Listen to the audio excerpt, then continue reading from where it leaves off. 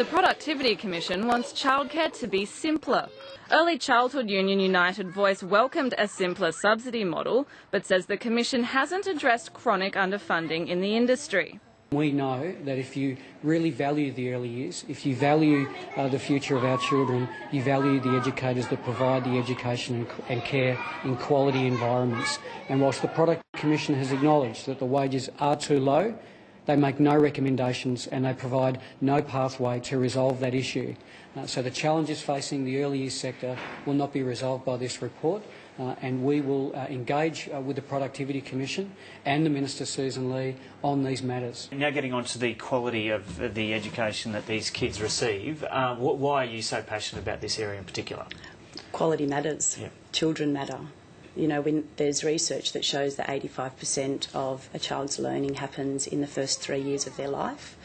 We need to have quality settings and qualified teachers that are implementing a high standard program for those children. Another concern is to reduce the minimum qualification for staff working with children under the age of 3.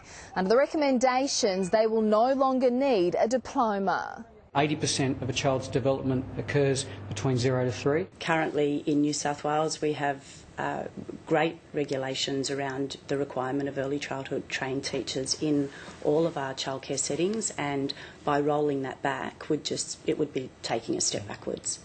The other thing though that is missed in this is how vital childcare actually is. Good, high standard childcare for very disadvantaged children, for children who are really at risk, lifetime risk of falling through the cracks. And we know that if you put enormous amounts of effort into those early years, every dollar you spend on those kids, the most marginalised kids, in their early first few years of life, that you save 7. It's great that it's a political agenda. Yeah. I think that the National Quality Framework that has been implemented and has been rolling out over the last couple of years is critical in maintaining the quality standards.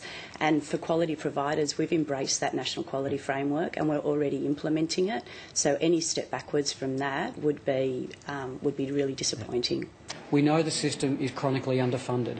We know that more funding is required, and the Productivity Commission, despite having their hands tied, made recommendations for increased funding.